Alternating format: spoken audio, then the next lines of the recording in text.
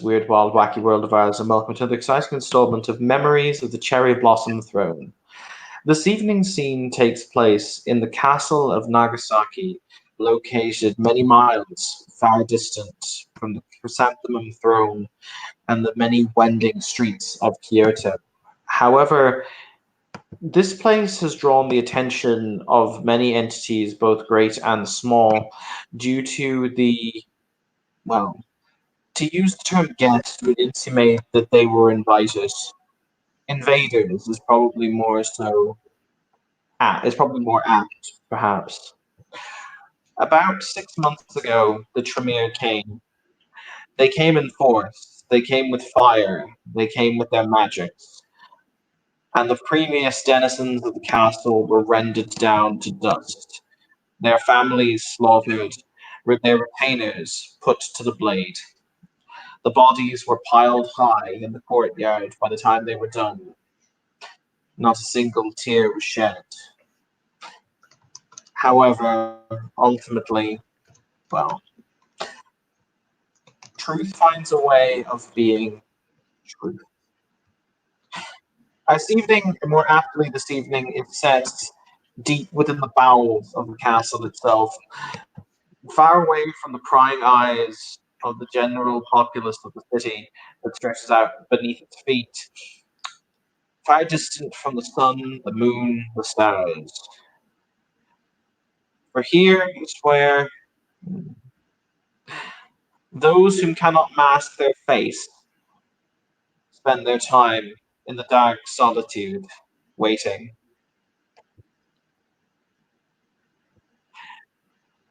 They seem to occupy now prisons, the prison cells, the sub basement, places, as I say, once where people did not tread unless they had business. However, the winged denizens, the guardians of Clan Tremere, needed somewhere to be kept, somewhere to be stored. And this was the place that was chosen. The character's name is Jade, isn't it? There we go. All right. So, Jade, it's the beginning of another night. There are several individuals whom are, how would I phrase it? There are several individuals whom have been placed down here, arguably in your custody, as you walk slowly down the line of cells. You see them kind of hunched and huddled, not paying much attention to you as they pass. Down here, there is no light really to speak of, save the brief flickering of one or two candles. So all you can really see are the outlines and the shapes. You hear the soft weeping sound of a child somewhere far off in the distance. Perhaps the mother expired during the day, but then again, you were just told to watch. That is what you have been doing. A hand from one of the cells comes out. It's wrapped in bandages. As no word comes, but it seems to be grasping for something. I walk over and I take one finger out and kind of like put it on their palm. The hand kind of wraps around the finger. It's not. The grip is incredibly limp. You are immediately assaulted by the smell of putrefying flesh. Is their hand warm? Yes.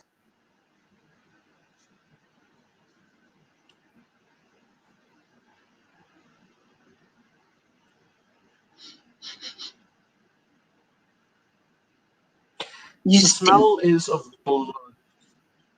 It's of dried and coagulated blood. That blood that seeps from sores as opposed to coming from wounds.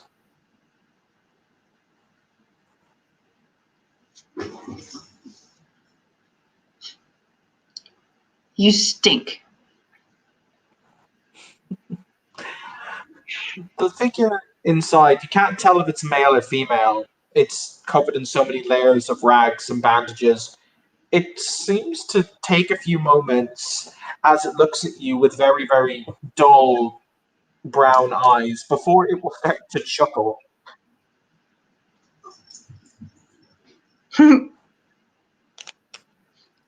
I kind of mirror it. I copy them and I chuckle back.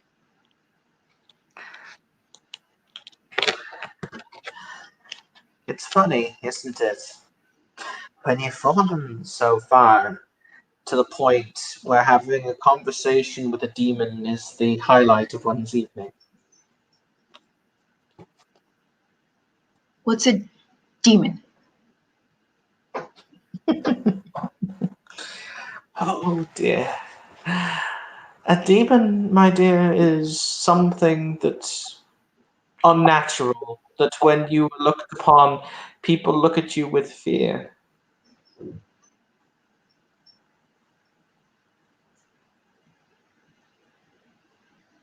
I take my finger that is he still holding it or she?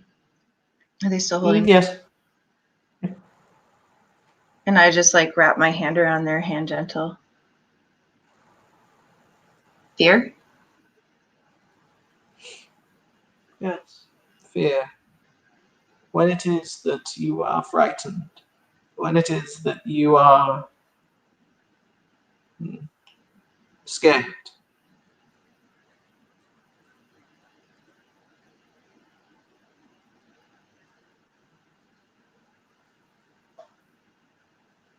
Why?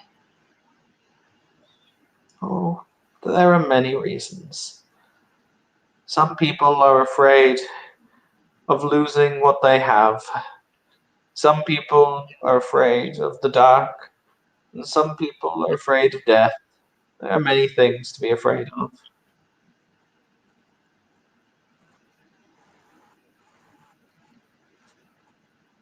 What are you afraid of?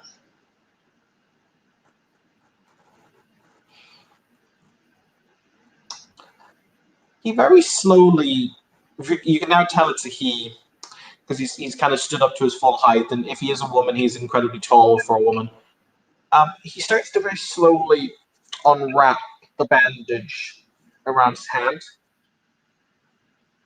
very, very slowly. And as he holds up his hand, you see the fact that like the tops of his fingers are missing, and the hand is basically covered in sores, buboes, and is terribly malformed. I don't. Your character doesn't have any medicine, do they? No. Okay. From an out of character perspective, it's leprosy.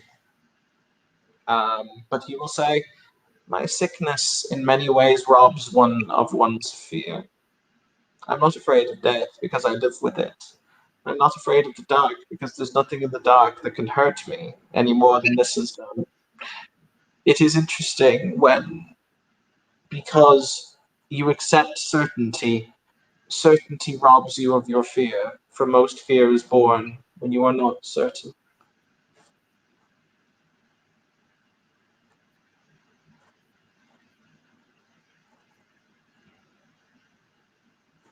Oh. That sounds nice. Not at all, but thank you for your lie.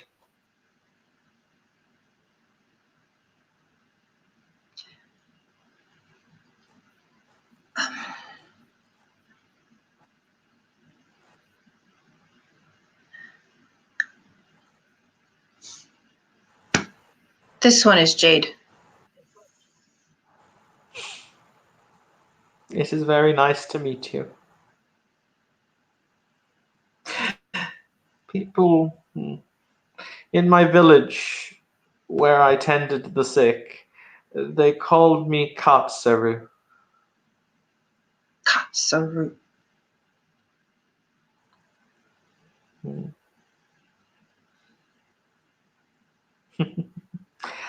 I sense, however, that there is more to Jade than meets the eye.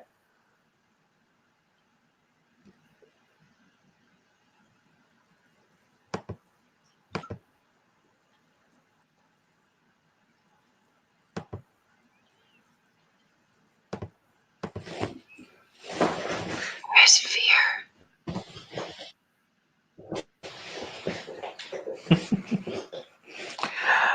From behind you, you hear a much heavier step than yours. It's much more, whereas you tend to walk quite silently and, as I say, you watch more so than anything else.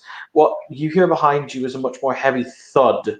And as you turn around, you see another shape approaching you through the shadow, through the darkness, through the malaise of the prison cell. And it is another one. This one is referred to, you know what, we're going to go with the stone motif. This one is referred to as Granite. He is much larger, more muscular. He would be what we would refer to as a warrior gargoyle. And he looks at you with very, very bright golden eyes that have the animalistic slit. And he says, "Who is Jade talking to?"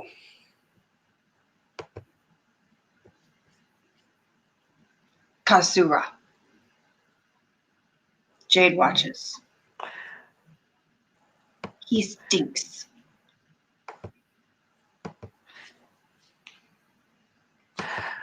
It's interesting because when you turn back to look into the cell in which you were having this conversation with that specific individual, that specific is no longer there.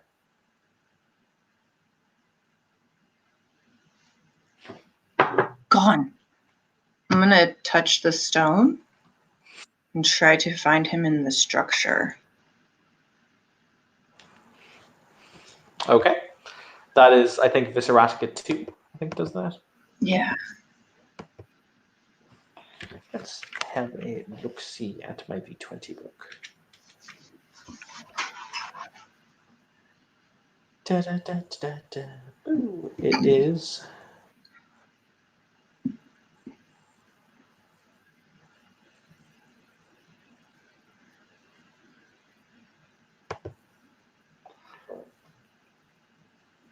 Where we got the bloodlines, disciplines.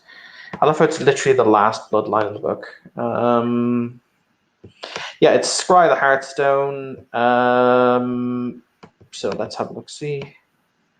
The player spends a willpower point to activate this power while remaining in effect as long as the gargoyle is within contact with the target structure, or until the next sunrise. Scry the Heartstone, maybe. Blah, blah, blah, blah, blah, blah, blah. To pinpoint a specific individual, the player must succeed in a perception awareness roll difficulty 6. So please roll perception plus awareness difficulty 6. Hold on. I don't know the sheet yet. I have alertness, not awareness. Shit. Oh well.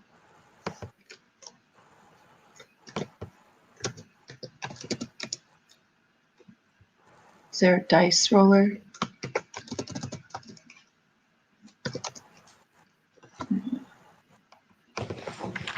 Yeah, there is indeed.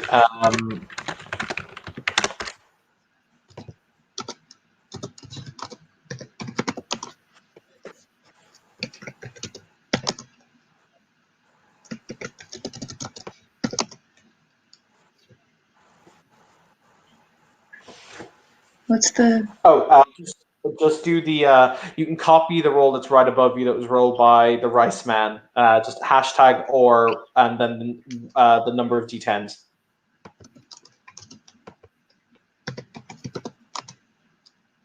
There we go. I got no successes. Actually, you botched technically. Oh, I did. It's fine. There's not really anything. Basically, there are so many people around you, so many different footsteps, so many different. It's impossible to. It's very loud here. I flap my wings to break contact with the stone, do a little hop skip. Mm-hmm.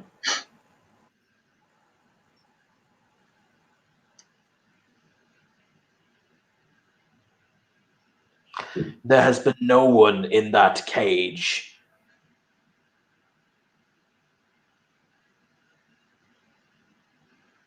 No one. He shakes his head. So he is not gone. not escape. He was never there. You're dreaming.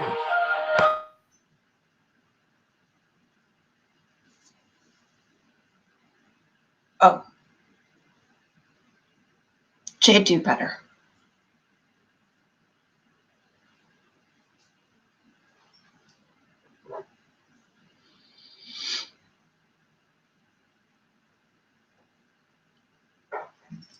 Jade, keep watch. I go back on patrol.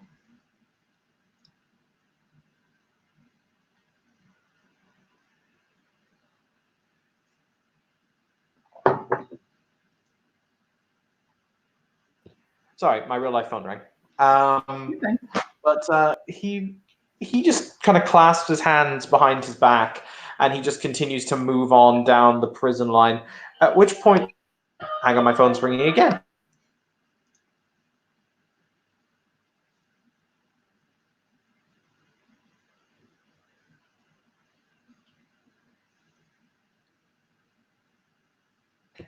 That was, I assume, a pocket dial.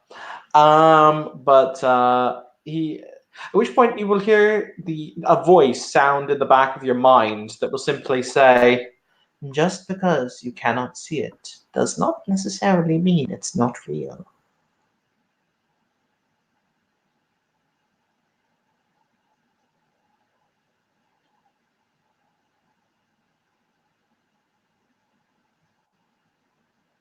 I'll keep patrolling. I think back, I'm like, yeah. Shh. That's what I think, but I don't say anything. So, deep in this section of the castle, there is a pair of black doors. These doors are etched in sigils and sigillium, covered in inlaid silver, but yet it always stinks of blood. This is where the master spends much of his time when he is at his work, and only one of you is allowed to enter there, and she is simply called. She doesn't have a name. She is just called the First. She is his first creation, essentially. But as you're walking past, the door will spill open, and you will see two or three individuals being led along the corridor.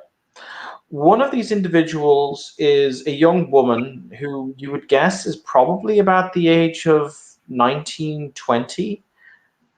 And all of a sudden, you're transported back. A fog seems to lift in your mind very, very briefly, and you see yourself seated by the side of what looks to be a river bend, a bend in a river, a fast flowing river at night. And you see that young woman and several others seated beside you, and she's playing the flute. And it is a very lovely melody. And you seem to recall being happy. And then the memory fades like that.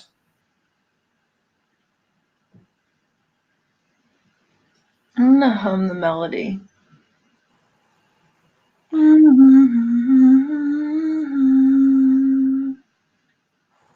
The girl stops and she looks up at you with very large green eyes. She looks as if she would say something, but her mouth is gagged. Her hands are thrust behind her back. Are there any other gargoyles around? Or the master? There are no gargoyles. One of the Tremere overseers is with her, though. She has a very hard, pointed face. She's obviously European rather than Japanese. She's wearing very, very decorative robes. She has one of the chain. She has the chain that's being used to lead the three in her hand, and she's yanking them along.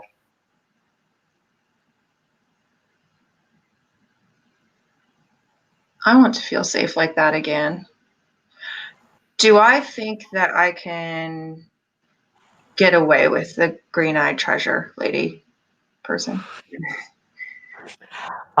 She is the last in the row of three.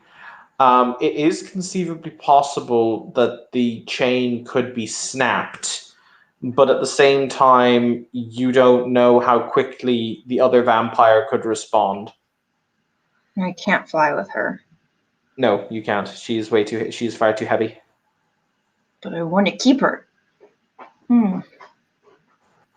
But fear. Don't try.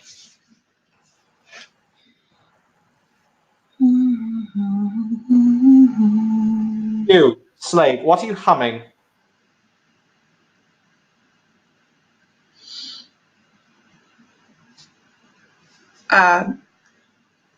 I don't know.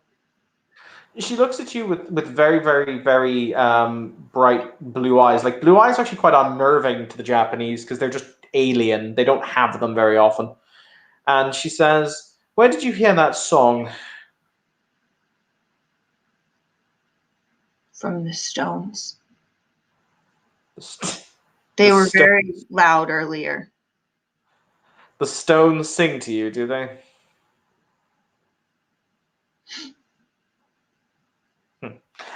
All right then, I suppose. Back to your duties. Yes. Jade watches. With that, the three of them are dragged into the room. You see the briefest look of inside. Actually, roll me your perception alertness to get a good look inside.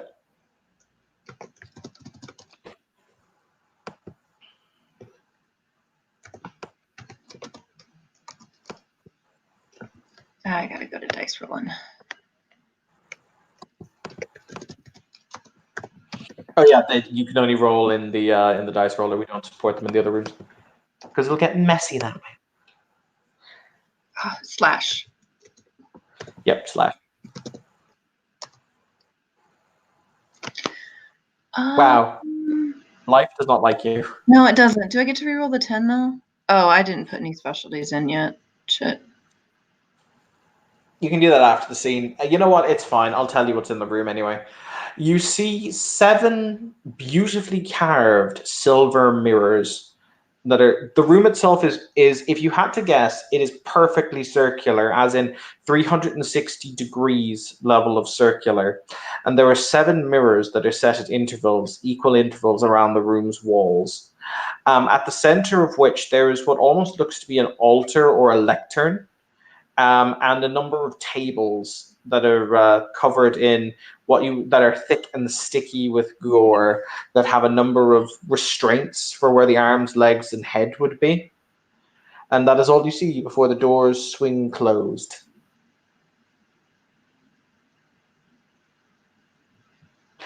At which point you will hear, as I said, it is the uncertainty that breeds fear. Jade watches.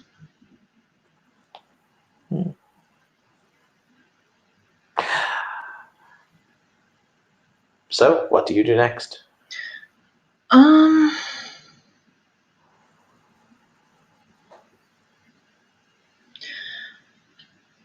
gonna try to listen to the stone again because I want to feel close to the green-eyed person that made me feel safe for a moment. Okay. You can always spend a point of willpower if you want to automatically succeed on the roll. Yeah, let's do that. Fuck this dice roller. You'll have to spend 2 points of willpower then, because it's one to activate the power and one to automatically succeed. Can do. How much willpower do you have? I think she's at a 8. Don't quote me on that. I'm looking right now. Yeah, 8, because it's self-control and courage. Mm-hmm. No, it's just courage plus freebies if you spent any freebies to get it. Oh no, that's not 8 then. Shit. What's a courage? Her courage is 5, so she's got a willpower 5. That's And then, actually not too bad for a vampire, to be fair. yeah, and where do the freebies come from? Are those like merit points or? Yeah, you get. I think it's 10 plus merits and flaws. Okay. So you get 15 plus merits and flaws.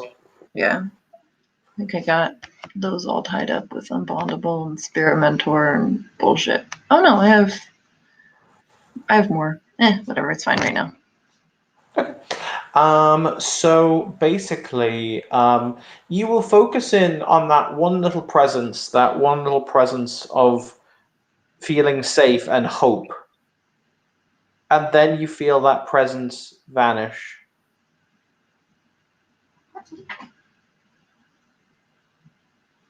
Jade watches.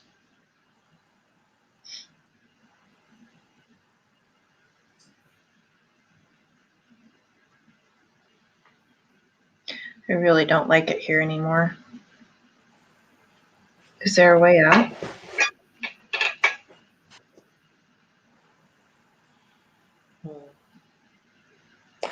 You ask the nothingness. You talk to the shadows, and yet they don't answer this time. There is no answer. As if you seem to think if there is, either they don't know or Jade would have to find it.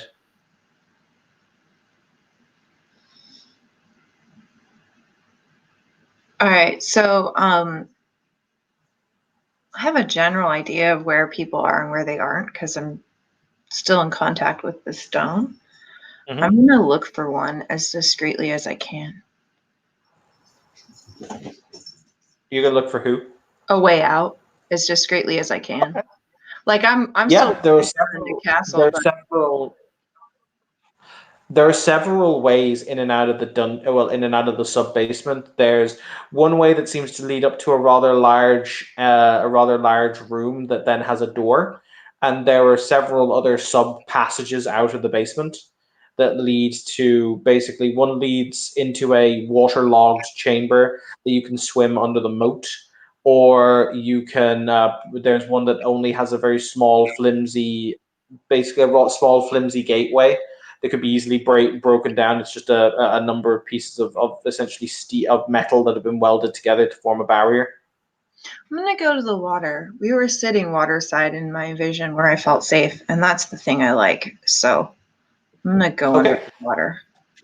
you walk down the long corridor towards the room in question. It was clearly built at some point it was clearly built at some point, and then the moat seeped into the room, if that makes sense. So it's a very old room. It stinks of mildew and rot and that kind of smell of water that you get whenever there's stagnant bodies of water. I'm gonna say, "You stink," and then I'm gonna laugh the same way I laughed with Katsura, and then go into the water. Okay, you are blessed with the fact you don't need to breathe. Um, so there was that. Also, you probably. How many dots of athletics do you have? Um, And what's your strength? my strength is a 4.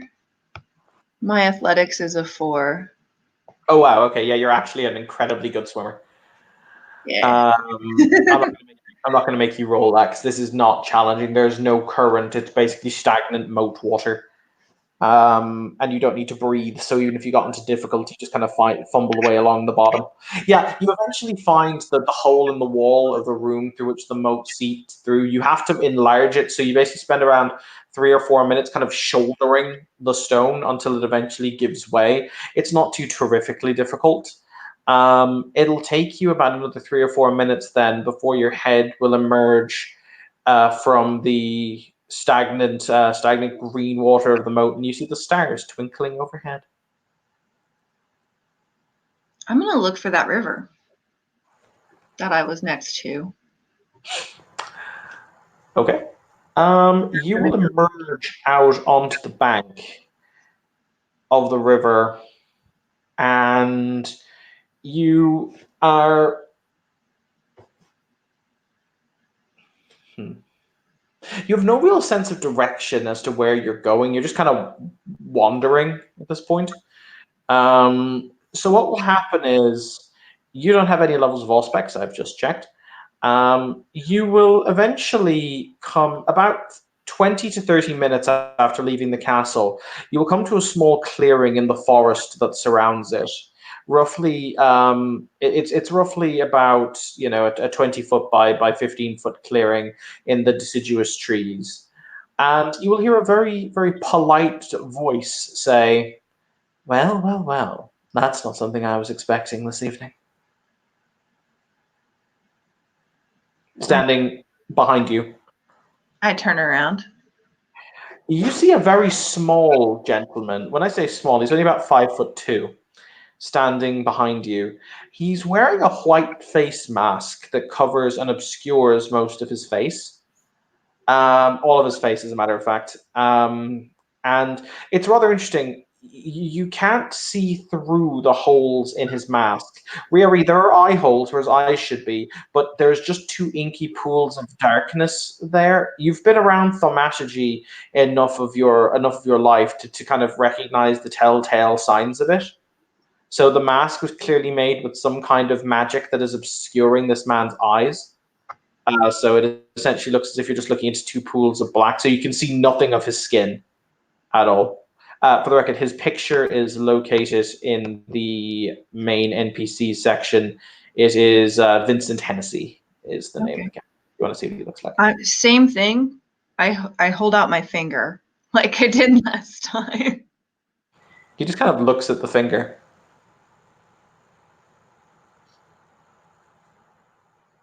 He smells like This one is Jade.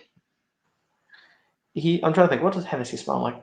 He smells like lotus flowers.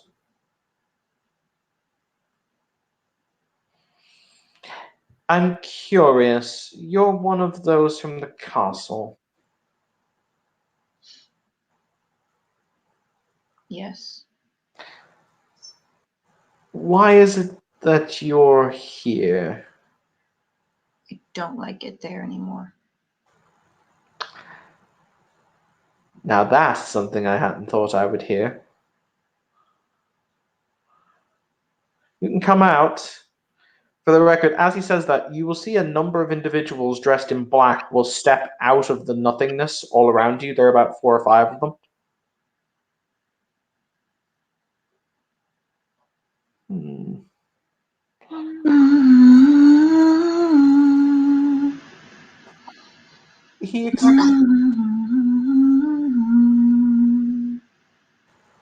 He you extended your finger to him, so he extends his hand to you, and he will say, "My name is Vincent Hennessy, Clan Nosferatu." I am Jade. Jade watches. Do you know what a handshake is, my dear? Do I? No. Probably not. Like it's not an Eastern thing. Hennessy is actually European as well, so this is why he's offering it. I'll do what I did in the cell, and I'll gently put my. I'm like 6 foot something. Just put not huge size, but I'm big. Just Yeah. put my hand around his hand gently. For the record, he shakes your hand. Oh, sweet zombie Jesus, is there a lot of potence in that handshake, but he's not using it to crush your hand. It's that wonderful disparity of you're physically much bigger than he is, but you could tell he could ragdoll you without a second thought. Yeah. Hashtag Nosferatu and that potence. But he will say, I hadn't thought to see one of your kind who would leave your service. I don't like it there anymore. I see. That is very, very interesting. Why? Fear?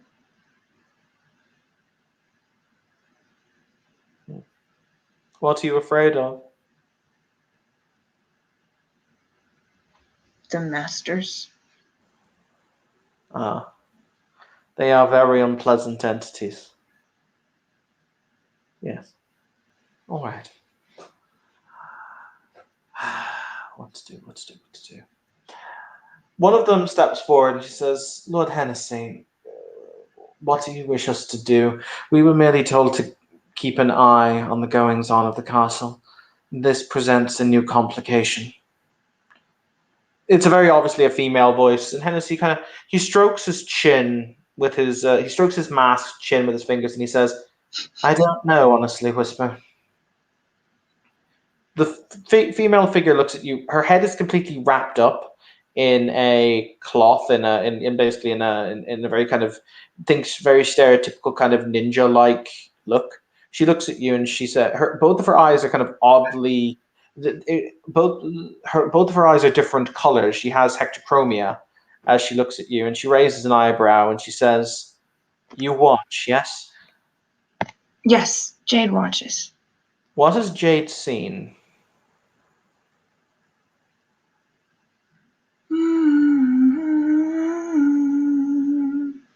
Where's that tune from? She was, but now she isn't. She was in the room with the mirrors and the blood. All right. All right. Hennessy he's hopped up and he's sitting on a downed log, and he appears to be thinking. And he says, "Right, well, she knows the inside layout of the castle, and she might be able to give us an actual head count of what's in there. So I say that we're going to take her back with us. It's your decision, my lord, but how do we know it's not a trick?" Hennessy looks at her and she says, I don't think I don't think these things are bred to know fear. Yet this one understands what it is.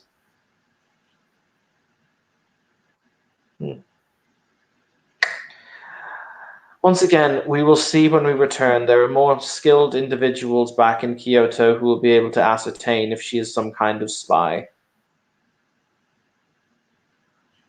Right, my dear, you're going to come with us if that's all right. Yes. Very good. How do I phrase this delicately? He walks up and he doesn't grab, like he doesn't forcefully tug, but he kind of folds your wings across your chest, very like kind of that goes there and that goes there. Why? Oh, it seems as though I have an awful lot to teach you. Very well. We'll walk and talk, I think. All right. And I think that is a good place to leave our introduction. So thank you, player, for playing. Thank you, watchers, for watching. This has been another scene in Memories of the Cherry Blossom Throne. Have a pleasant evening.